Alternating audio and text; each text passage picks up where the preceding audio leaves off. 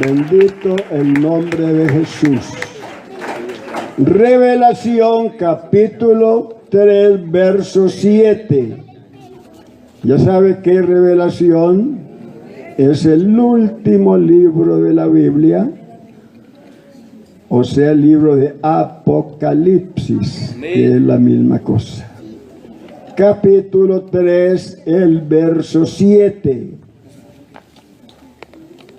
¿Lo ubicaron? Lo leo en voz alta y usted mentalmente sigue la lectura. Dice el Señor: escribe al ángel de la iglesia en Filadelfia. Esto dice el santo, el verdadero, el que tiene la llave de David, el que abre y ninguno cierra, y cierra y ninguno abre. Señor Jesús, aquí estamos en tu presencia maravillosa. Tu presencia es real en nuestro medio. Ahora, Señor, te pedimos que tú seas obrando en cada corazón, en cada vida, a través de tu santa palabra. Que la unción de tu Santo Espíritu sea sobre tu siervo y sobre tu iglesia, aplicando la palabra en sus corazones, su entendimiento, para que se pueda asimilar y entender y poner en práctica. Te lo pedimos, Señor, en tu santo y poderoso nombre. Amén. Siéntese dándole una alabanza al Señor. Gracias a Dios. Oiga, no los escuché, ¿se fueron? Gracias a Dios. Regresaron. Menos mal que no se quedaron por allí. Bien, damos gracias a Dios por los hermanos que han venido y que siempre vienen. Amén. ¿No cree que es una bendición tenerlos aquí esta mañana? Una bendición muy grande de parte de Dios. Bueno, esta mañana escuchamos una hermosa enseñanza exclusivamente para los padres, los hijos, los nietos, los bisnietos y los tataranietos. ¿Sí o no? Para toda la familia y para los hijos de Dios. Amén. Y para los hijos de Dios. Y la hermana decía que la repetición es sumamente importante en el aprendizaje. ¿Usted lo cree? Y es sumamente importante, aunque algunos como que no comulgan muy bien con esa idea. Pero en la Biblia, el que más repite, ¿sabe quién es? ¿No sabe? ¿Quién es el que más repite en la Biblia? Dios es el que más repite, y no porque se le haya acabado el repertorio, no, señor, porque Él sabe que en la repetición la persona entiende mejor, asimila mejor y se le graba mejor la enseñanza. Por eso Dios le dijo a los padres que el tema de la unicidad de Dios, que Dios es uno es su nombre, y que a este Dios único hay que amarle con todo el corazón, con toda nuestra alma y con todas nuestras fuerzas. y que esa lección hay que enseñarla a los niños. Oiga, y hay que repetirla y repetirla y repetirla y repetirla y repetirla. ¿Cuántas veces en el año? 1440 veces. Oiga, 1440 veces los padres hebreos le tenían que repetir a los niños esa enseñanza de la unicidad de Dios, del amor a Dios y su palabra y la obediencia. ¿Cuántas veces lo repetimos nosotros? Oiga, eran 1440 veces en el año. La enseñanza en esta mañana también es para la familia, ¿o no? Es para la familia, porque la familia de Dios es su iglesia. Y el mensaje del Señor para su iglesia es el que acabamos de leer. Escribe al ángel de la iglesia en Filadelfia: esto dice el santo, el verdadero, el que tiene las llaves de David, el que abre y ninguno cierra, y cierra y ninguno abre. La palabra Filadelfia significa amor fraternal. Oiga, la palabra Filadelfia significa amor fraternal. Y es la única iglesia, oiga, que no tiene tacha.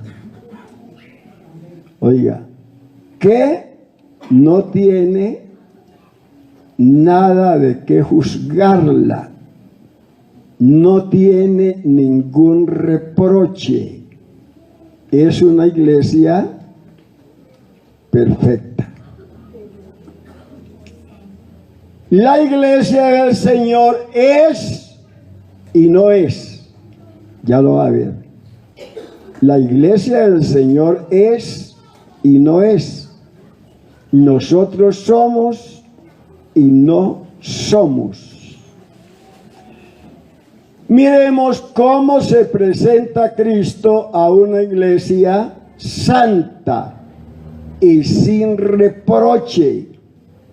Él se presenta como el santo, el verdadero, el que tiene las llaves de David, el que abre y ninguno cierra, y cierra y ninguno abre.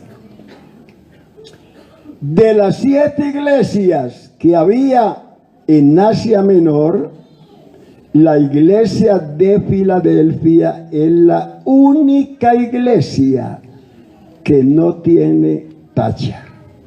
Oiga, es la única iglesia que no tiene tacha y es la única iglesia donde el Señor se presenta como el santo y el verdadero.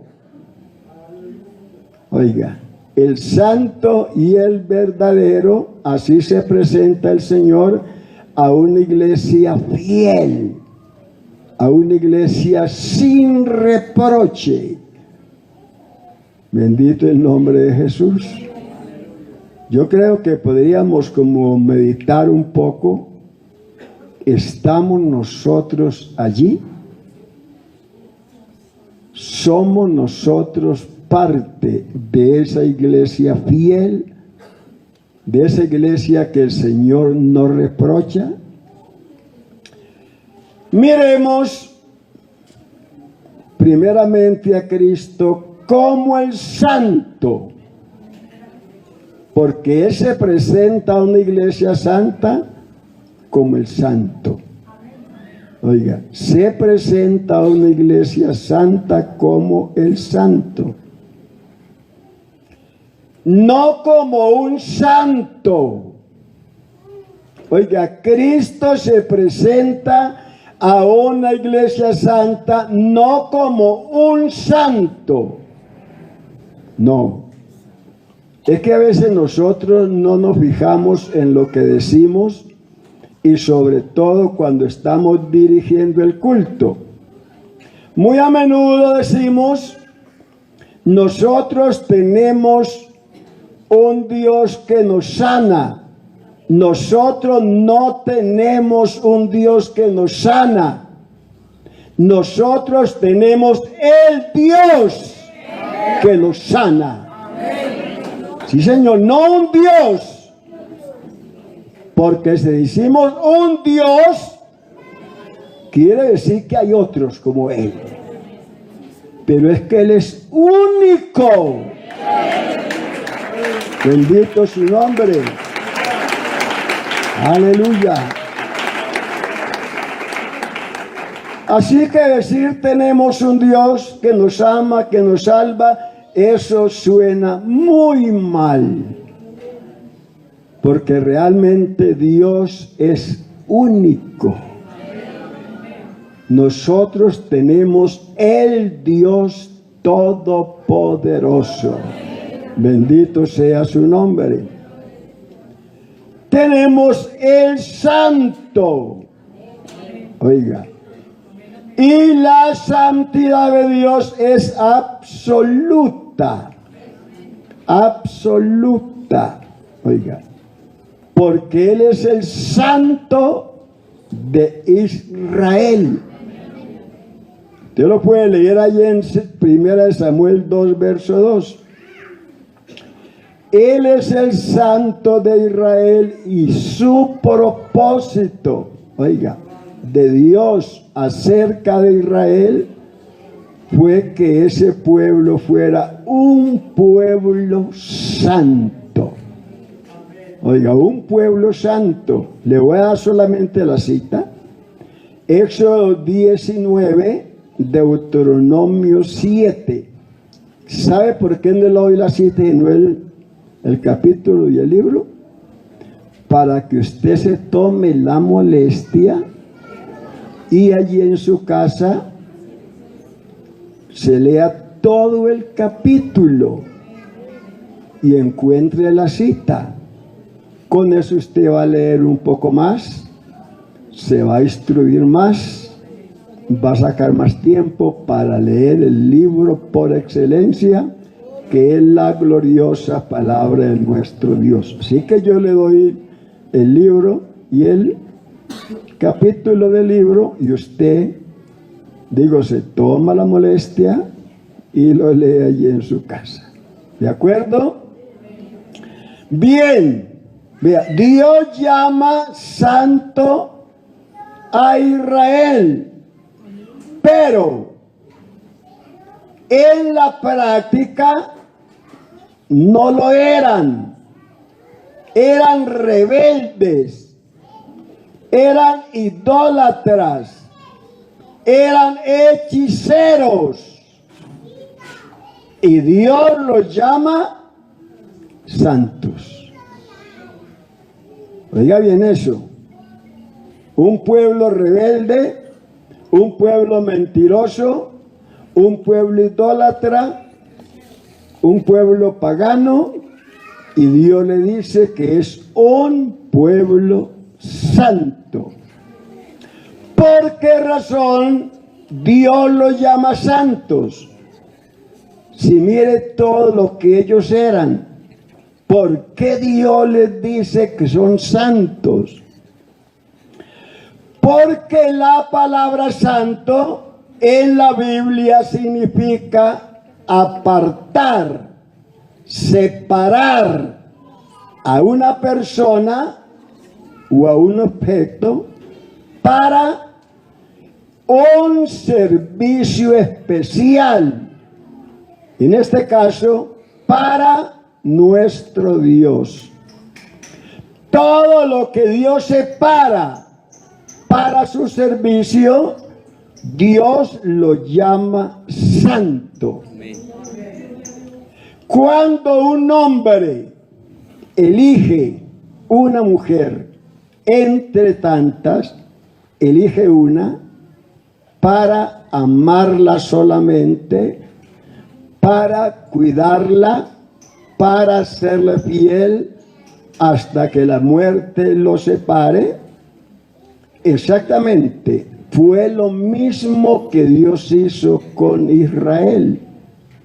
Dios lo separó del medio de las demás naciones, porque había muchas naciones, naciones más grandes, más importantes, oiga, que Israel, más fuertes, más poderosas, pero Dios eligió un pueblo débil, un pueblo sumamente pagano, lo eligió para separarlo exclusivamente para Él. Bendito su nombre. Amén. Y el propósito de Dios era que ese pueblo fuera un pueblo santo. ¿Cómo? Como Él. Sé santos porque yo soy santo. Bendito su nombre. Así que Israel fue separado para que viviera en santidad. Amén. Asimismo, la muerte de Cristo en la cruz del Calvario fue con el propósito de santificar su iglesia. Oiga, de santificar su iglesia. Vea, Efesios capítulo 5. Y en 1 Corintios capítulo 6 dice lo que nosotros éramos y lo que nosotros ahora somos por su obra redentora. Antes éramos pecadores, pero ahora somos santificados en el nombre de Jesucristo y por el Espíritu de nuestro Dios. Y en Hebreos 10 dice que en esa voluntad nosotros somos santificados mediante la ofrenda del cuerpo de Cristo hecha una vez para siempre. Amén. Nosotros somos santos. Nosotros somos perfectos y somos imperfectos. Pues dije, somos y no somos. Nosotros somos perfectos en cuanto a nuestra posición en Cristo. Vea, en Cristo Dios a usted no le ve ningún error. No le ve ninguna falta. No. Dios lo ve perfecto. Dios lo ve santo. Dios lo ve justo. Dios lo ve el hombre más correcto, el hombre más perfecto. Pero en Cristo. Lo que hay que investigar es si lo somos en la práctica. Que eso es otra cosa. Lo que somos en Cristo es una cosa. Y lo que somos en la práctica es otra cosa. En Cristo somos perfectos. Somos santos. Pero en la práctica lo somos. Eso usted lo puede responder. Porque en Cristo no tenemos ninguna tacha. Dice Revelación 22 que el que es santo santifíquese más todavía. Mire que allí están las dos. La santidad en Cristo y la santidad práctica. El que es santo, porque en Cristo somos santos. Amén. Y la práctica, el que es santo, santifíquese más todavía. Amén. En el tiempo que tengo de ministerio, he visitado varios hogares. Oiga, y no he encontrado el primer hogar que tenga allí una ficha en la pared, un cuadrito que diga perfeccionado en santidad. Está graduado ya, no lo he encontrado. Y he encontrado muchos afiches. Y unos que da como vergüenza mencionarlos también. Pero ese de graduado en santidad no lo he encontrado todavía. Pues estamos hablando de la santidad práctica, ¿sí o no? Porque de la otra estamos ya listicos, bendito su nombre. Entonces, cuando dice santifíquese más todavía, está hablando de la santidad práctica. Ahora miremos cómo se presenta Cristo a esta iglesia. Primero, como el santo. Segundo, como el verdadero. Oiga, el verdadero, no un verdadero. El verdadero. Jeremías 10, mas Jehová es el Dios verdadero. Él es Dios vivo. Amén. Y Rey eterno. Amén. Y a su ira tiembla la tierra, y las naciones no pueden sufrir su indignación. Los otros dioses que se mencionan en el contexto son dioses mentirosos, son dioses muertos, no pueden hacer nada, como el coro que cantan los niños. El Salmo 115, los ídolos de ellos son plata y oro, obra de manos de hombres. Tienen boca, mas no hablan. Tienen ojos, mas no ven. Orejas tienen, o sea, no tienen oídos sino orejas. Orejas tienen, mas no oyen. Tienen narices, mas no huelen. Manos tienen, mas no palpan. Tienen pies, mas no andan. No hablan con su garganta. Semejantes a ellos son los que los hacen, y cualquiera que en ellos confía. Oh Israel, confía en Jehová. Bendito su nombre. Ese es un Dios único. Oiga, como Jesucristo no hay otro. Por eso la vida eterna consiste en conocerlo a Él como el único y solo Dios verdadero. San Juan 17. Y esta es la vida eterna, que te conozcan a ti, el único Dios verdadero, y a Jesucristo a quien has enviado.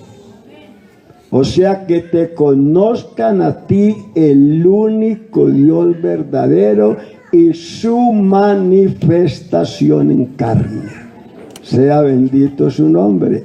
Amén. Y en San Juan capítulo 14 dice: yo soy el camino, dijo Cristo.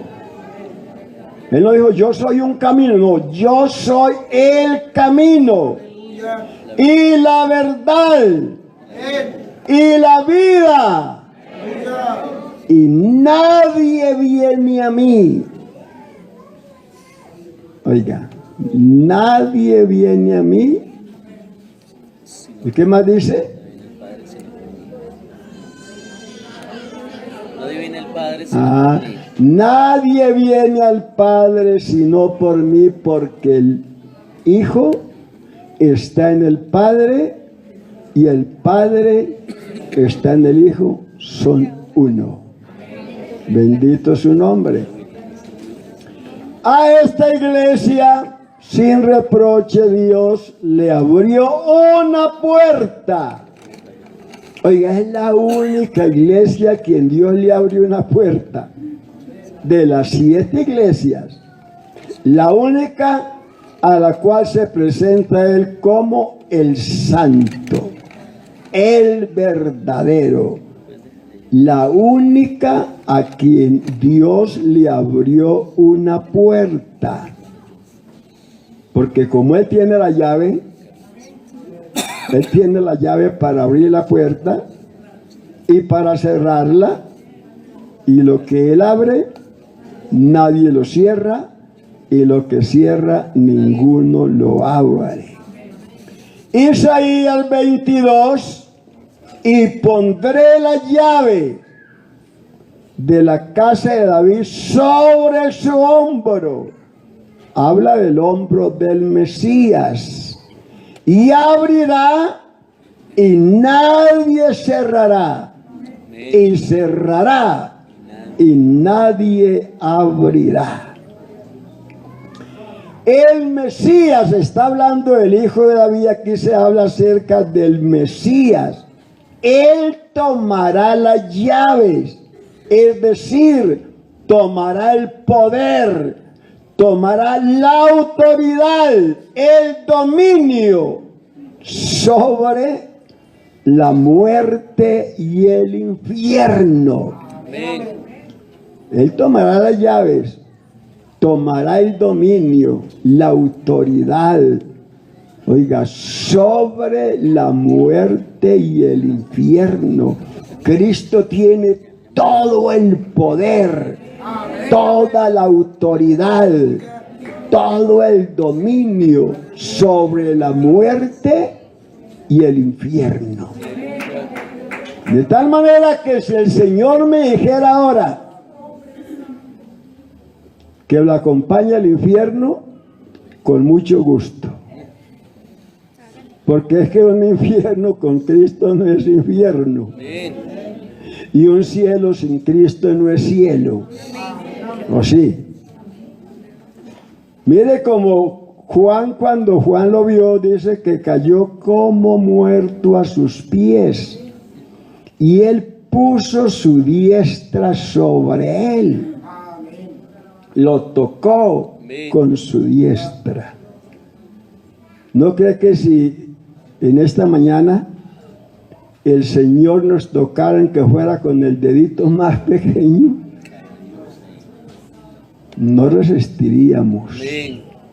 Juan cayó como muerto a sus pies y le dijo: yo soy el que estuve muerto, pero ahora vivo.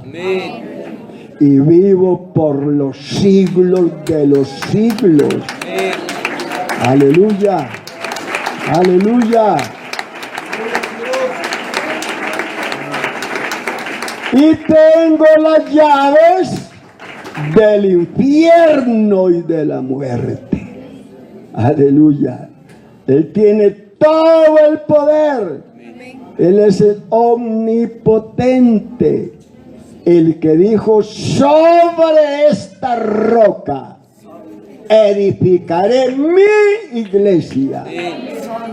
No mis iglesias, Él tiene una sola iglesia.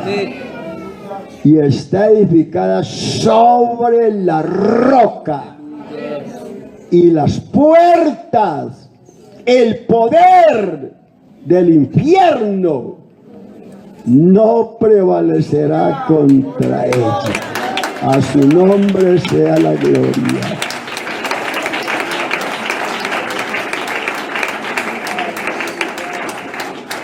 Porque es que la puerta que Él abrió, nadie la puede cerrar.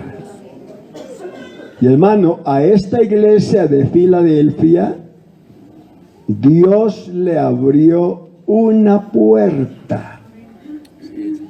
Una puerta. ¿Sabe usted cuál es esa puerta? ¿Ah? Esa puerta se refiere a este glorioso evangelio que Él nos ha dejado. Se refiere a la doctrina del nombre, la doctrina apostólica, que es el poder de Dios para salvar al hombre. Y el Señor le dijo a Pedro: a ti daré las llaves del reino de los cielos. Se las dio a Pedro, las llaves, óigame bien. ¿Cuántas son las llaves? Son 3. Y esas llaves tienen nombre propio.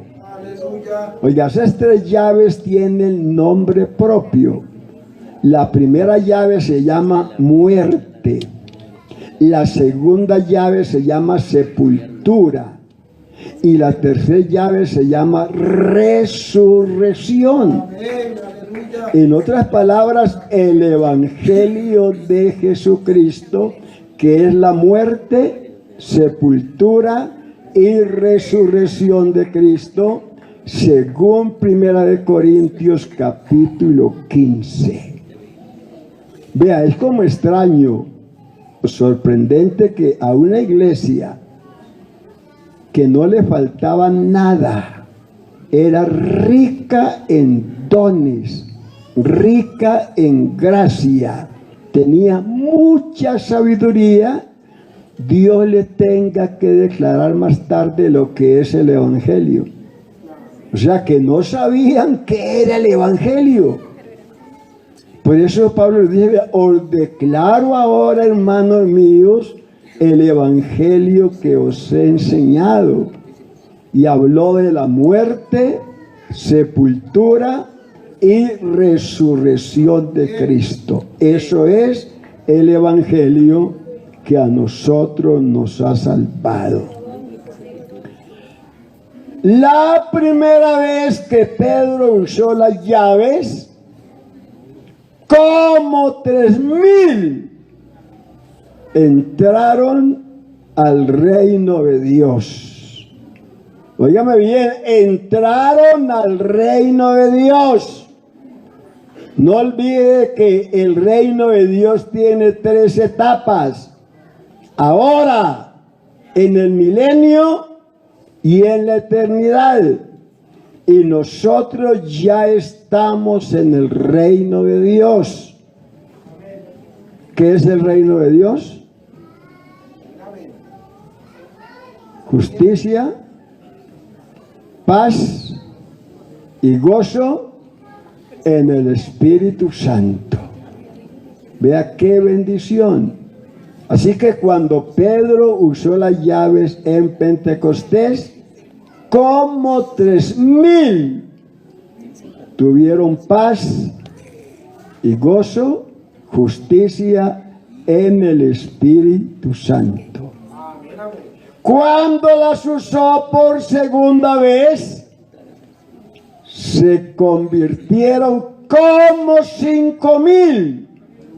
Sin las damas y los niños, ya les expliqué, no se mencionan las damas ni los niños porque el pueblo hebreo, los varones, no estaban muy de acuerdo con las damas ni con los niños.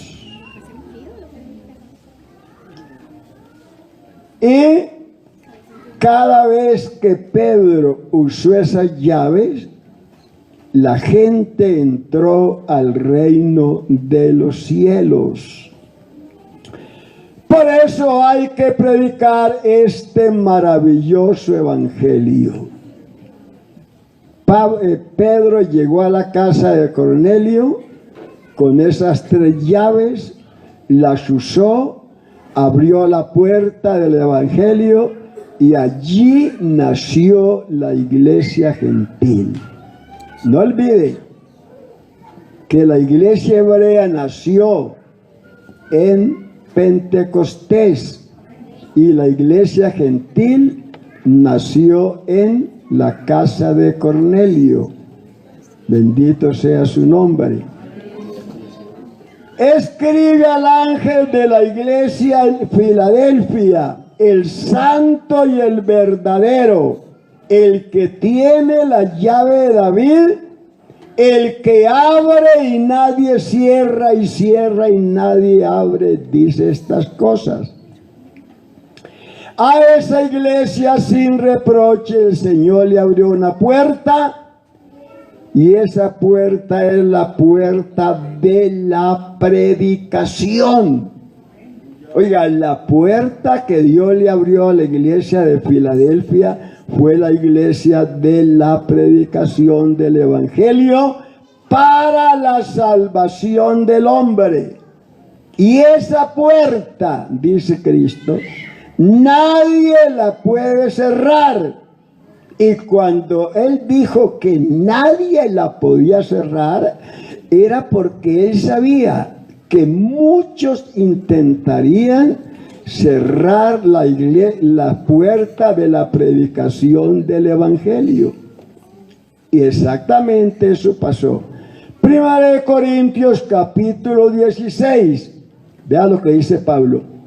Porque se me ha abierto puerta grande y eficaz, y muchos son los adversarios. Pablo dice, se me abrió una puerta grande y eficaz, pero hay muchos adversarios tratando de cerrar esa puerta.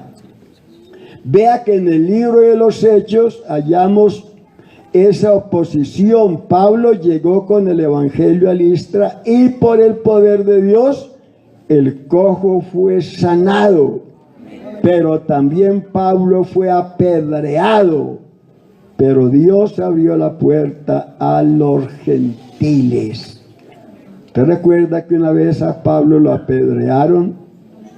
Lo rodearon los discípulos pensando que estaba muerto y lo sacaron de la ciudad un cadáver. Y en Hechos 14 dice, y habiendo llegado y reunido la iglesia, relataron cuán grandes cosas Dios había hecho con ellos, y cómo había abierto a los gentiles la puerta de la fe. Bendito su nombre. Amén. Dios abrió la puerta a los gentiles, y luego llegan los judíos para tratar de cerrar esa puerta. Hechos 15. Allá hallamos a los judíos tratando de cerrar esa puerta que Pablo abrió a los gentiles. ¿De qué manera? Enseñándole a los gentiles que si no se circuncidaban y guardaban el sábado y la ley, no se podrían salvar. Así trataron ellos de cerrar esa puerta, que los gentiles que habían creído guardaran la ley, guardaran el sábado, porque la gente no entiende lo que la Biblia dice, que hay una gran diferencia entre lo que es la ley y lo que es la gracia. Mire, le digo una cosa que usted sabe. Todo el que no está bajo la gracia está bajo la ley. Solo hay dos cosas: ley y gracia. Y Dios encerró a todos en una cárcel de 10 barrotes, porque la ley es una cárcel de 10 barrotes, donde Dios encerró a toda la humanidad con un propósito. Romanos 11. Porque Dios encerró a todos en incredulidad para tener misericordia de todos. Amén. Y hay algo con lo cual yo no comulgo.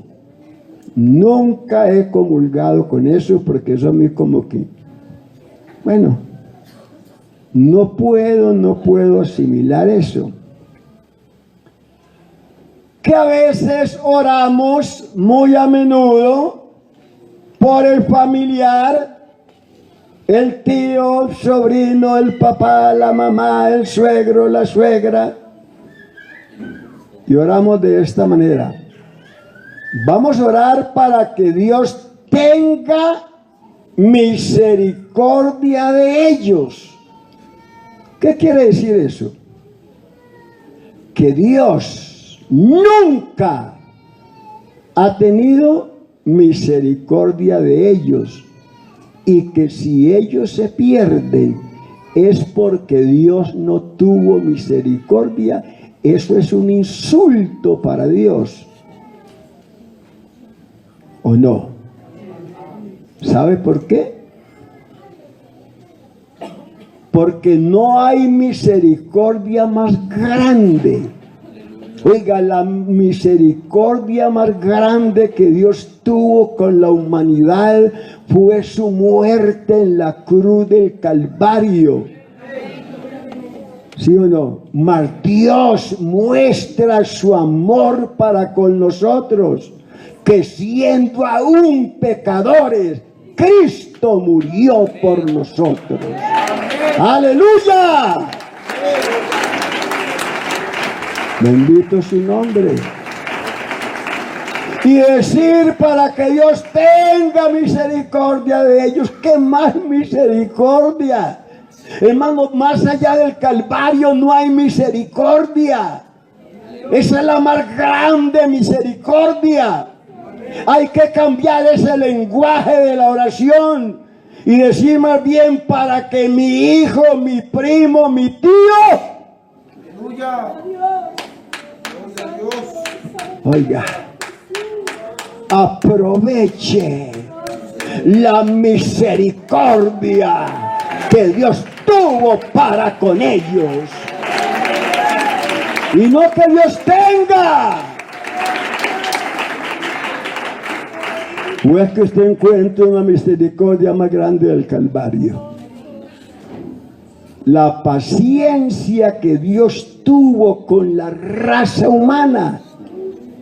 Léalo usted en la parábola de los labradores. Paciencia, misericordia, una cosa y otra y otra. Y esa paciencia y esa misericordia llegó hasta que mataron su hijo.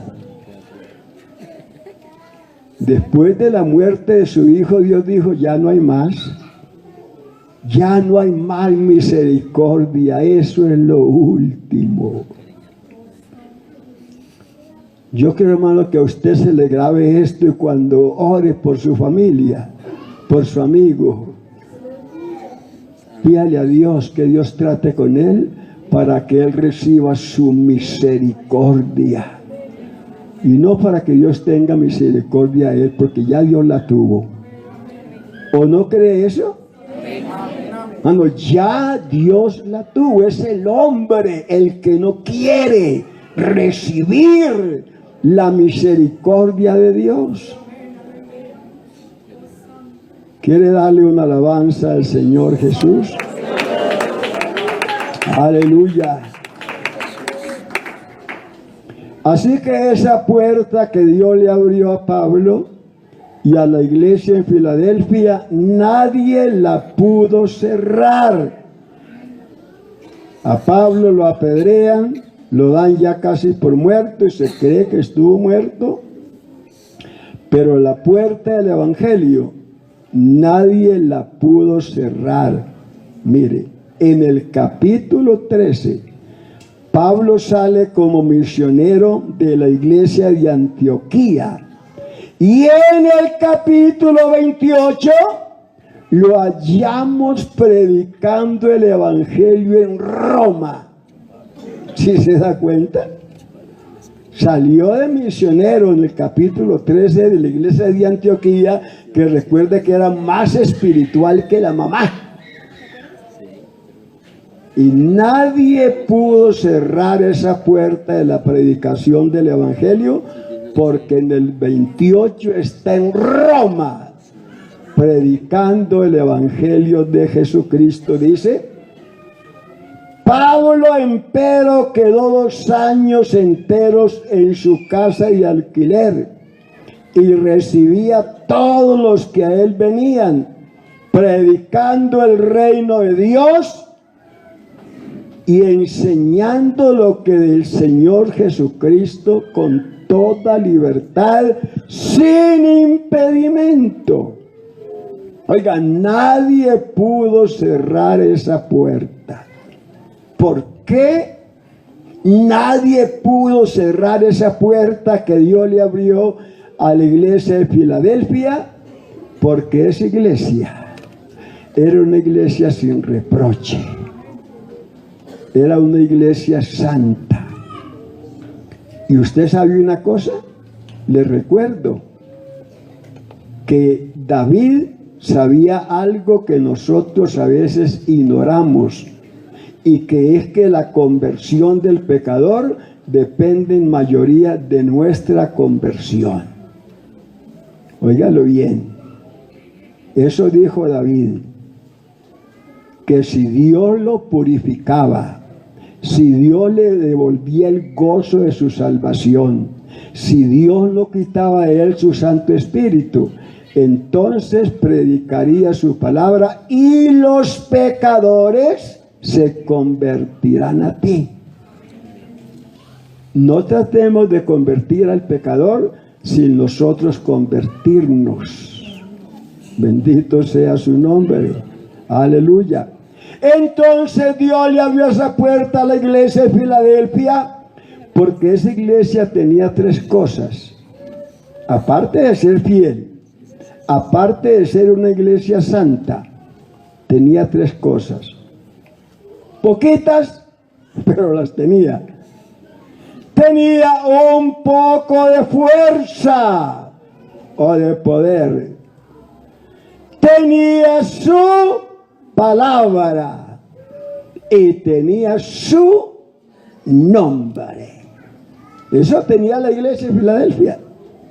Un poco de fuerza. Dice, porque aunque tienes un poco de fuerza, dice Dios, has guardado mi palabra y no has negado mi nombre.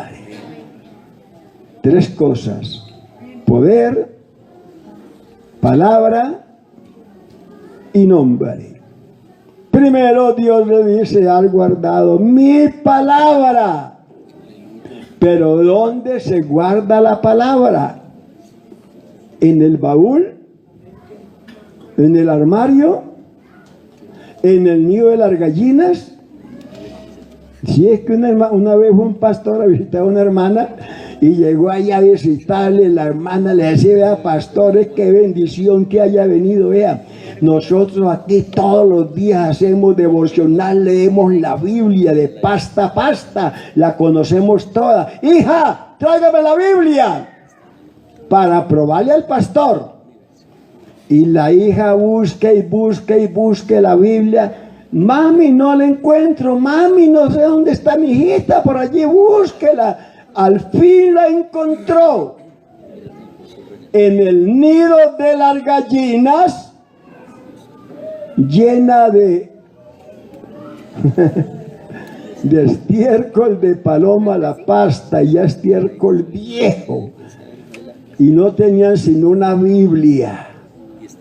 ¿Cuántos años llevaban sin leer la Biblia? Mano, la Biblia es para guardarla en lo más íntimo de nuestro corazón. Vea, Dios no ama la Biblia debajo del brazo. Dios no la ama envuelta en papel periódico para que no sepan que es la Biblia y le pregunten si es cristiano. No. Dios ama la Biblia, su palabra, en lo más íntimo ¿Quiere que le lea el texto? O le doy la cita, Salmo 51. He aquí, tú amas la verdad en lo íntimo y en lo secreto me has hecho comprender sabiduría. Hay muchos que se gozan felices, hermano pastor, es que yo estoy en la verdad. Y se llenan la boca diciendo que están en la verdad. Pero quiero que le diga una cosa. El diablo estuvo en la verdad, pero la verdad no estuvo en él. Óigame bien, el diablo estuvo en la verdad, pero la verdad no estuvo en él. Hay hermanos que están en la verdad, pero la verdad no está en ellos.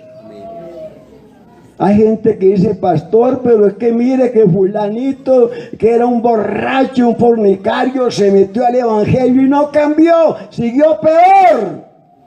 Y yo le he dicho, ¿sabe por qué siguió peor? Digo, ¿por qué? Porque el evangelio no se metió en él. Él se metió al evangelio, pero el evangelio no se metió en él. Y mientras el evangelio no se meta en la persona, él no va a cambiar. Y les pongo ese ejemplo.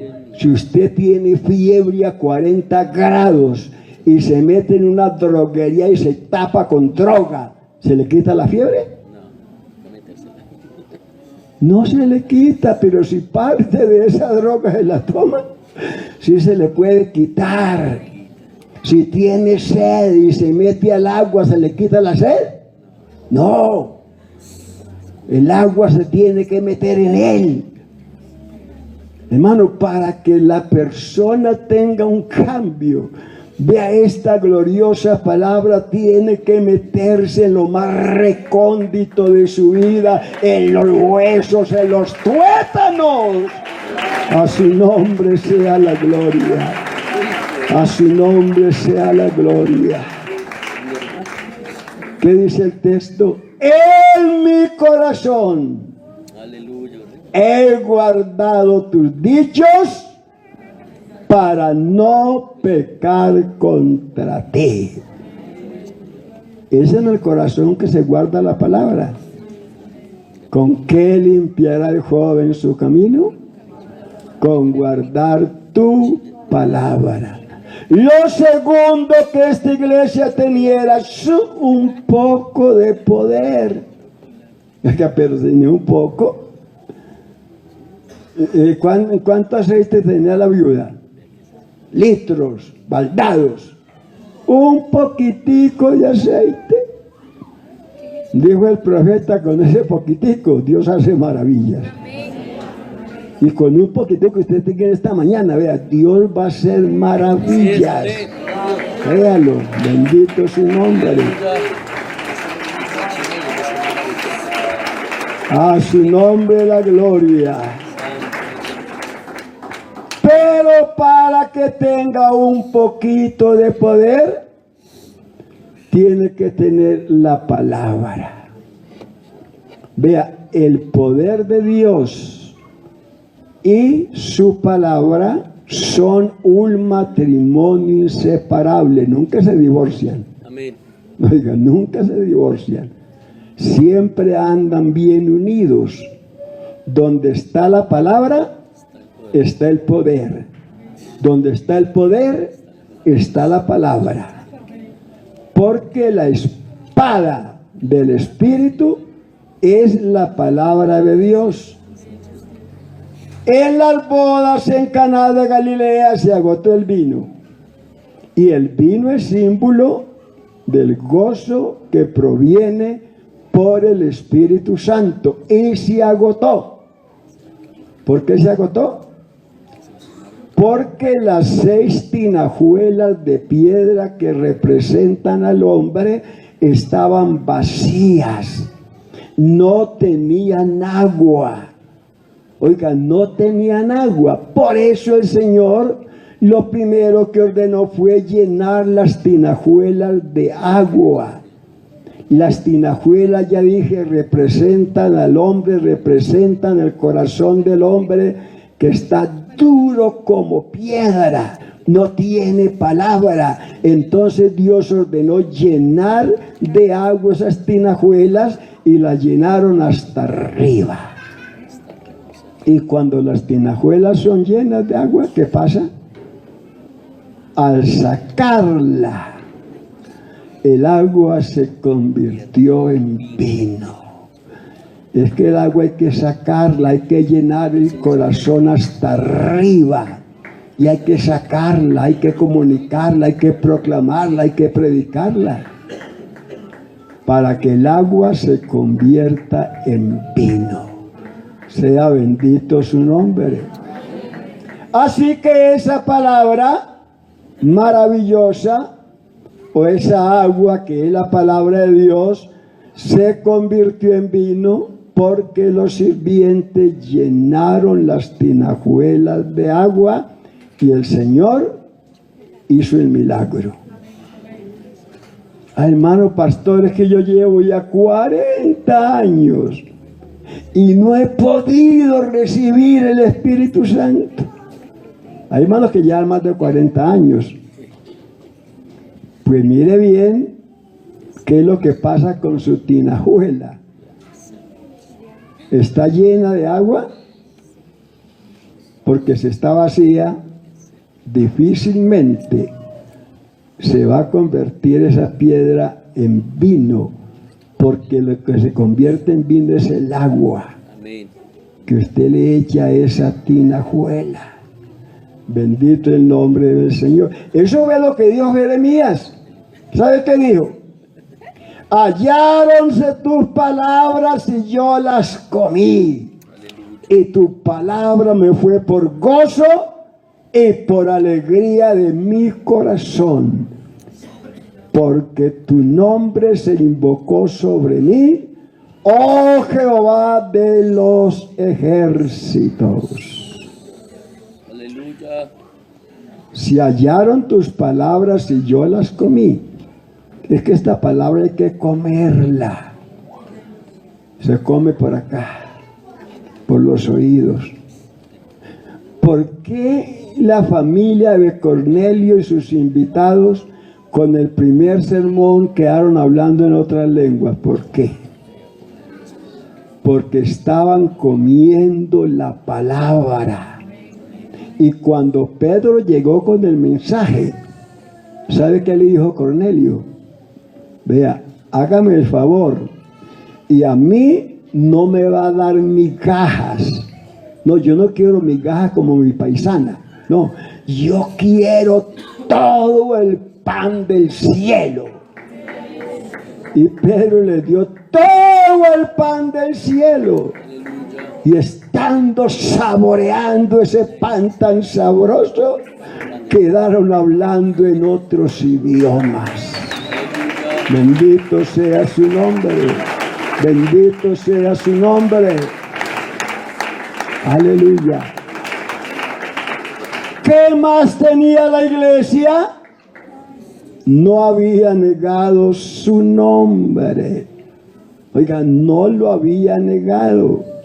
Dígame cuál es el lugar donde se niega el nombre de Jesús o se recibe. No es solamente decir, no, es que yo no conozco ese nombre, como dijo Pedro ante la criada. No. Es que hay un lugar donde se recibe el nombre o se niega. Y ese lugar es en la pila bautismal. Allí el hombre recibe el nombre o lo niega. Porque cuando se bautiza invocándole los tres, está negando el nombre de Jesús, porque allí no se invoca ningún nombre. Recuerde, cualquier bautismo en títulos, no el bautismo, se llama un baño sin jabón, no más. Porque el único bautismo verdadero es en el nombre que es sobre todo nombre. Aleluya. Santo Jesús. Bendito su nombre. Por eso Dios le abrió la puerta a la iglesia en Filadelfia, porque ellos tenían tres cosas aparte de su fidelidad, de su santidad. Tenían un poco de poder, tenían su palabra y tenían su nombre. Ahora, ¿dónde tenían que ir para predicar ese evangelio? Para dar lo que tenían, como dijo Pedro, de lo que tengo te doy. Algunos dicen, vea pastor, tengo una visión que traspasa fronteras. Estoy que me voy para otro país a predicar. Y resulta que el papá es inconverso y no sabe nada de eso. Sus hermanos menos, el vecino menos. Y quiere irse para otro país. Hay que investigar por qué es que se quiere ir para otro país. Y usted sabe, hermano, ¿dónde está el paralítico? En la puerta del templo. Amén. Oiga, es en la puerta del templo donde está el paralítico. Allí estaba el paralítico cuando Pedro y Juan entraron y lo vieron. No hay que ir a otros países lejanos, hermano. Ahí en la puerta del templo, allí está el paralítico. La pregunta es, ¿cuántos años llevaba allí el paralítico? Lo traían, lo llevaban, lo traían, lo llevaban, lo sentaban en la puerta y entraban todos los hermanos todos los días a glorificar a Dios, y allí el paralítico. Pero un día, Pedro y Juan se pusieron de acuerdo para ir al templo a buscar de Dios. Y cuando entraban por esa puerta, vieron al paralítico. Pero ¿cuántas veces habían cruzado por la puerta? Y el paralítico seguía allí sentado, mendigando un pedazo de pan. En la puerta del templo está el paralítico y está mendigando. No ha entrado, no ha entrado. Porque falta alguien que se ponga de acuerdo con otros hermanos para llegar a este lugar, a buscar la presencia de Dios. Y cuando eso suceda, entonces Dios le abre los ojos al hermano para que vea la necesidad de aquel que está en la puerta del templo, contento con unas harinas de pan. Hermanos, no nos podemos contentar con las harinas, necesitamos todo el pan vivo que descendió del cielo para poder ser salvos. A su nombre sea la gloria. Hermano, yo le invito en esta mañana para que realmente nos pongamos de acuerdo, nos unamos como un solo hombre que somos, porque somos uno.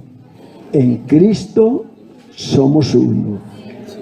Y nos unamos para buscar la presencia de Dios, para que Dios abra nuestros ojos y podamos ver el paralítico que está en la puerta y le demos lo que tenemos. ¿Qué tenemos? Poder. ¿Qué tenemos? Su palabra. ¿Qué tenemos? Su nombre. Lo que el paralítico necesita, nosotros lo tenemos. Ubíquese en sus pies. quiere decirle algo al Señor en esta mañana. Si quiere decirle algo, levante sus manos. Aleluya. No sé qué querrá decirle. No sé si realmente usted pueda decirle al paralítico, de lo que tengo te doy. En el nombre de Jesucristo, levántate y anda. Porque, hermano, les repito, el paralítico está en la puerta del templo. Dios y Padre Santo, te damos gracias.